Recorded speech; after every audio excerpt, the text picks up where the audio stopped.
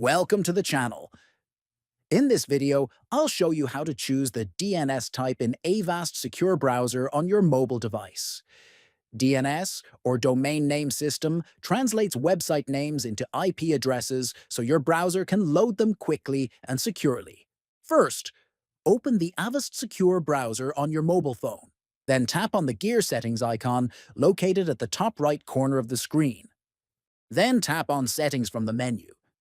Next, scroll down to find Advanced Settings and tap on it. Next, tap on Secure DNS. Here, you will see a list of DNS providers. Choose the DNS type you prefer from the list. I recommend selecting Quad9 because it offers better privacy and enhanced security. That's how you easily change your DNS type in Avast Secure Browser. Choosing the right DNS helps protect your privacy and improve browsing speed. Thanks for watching, and see you next time.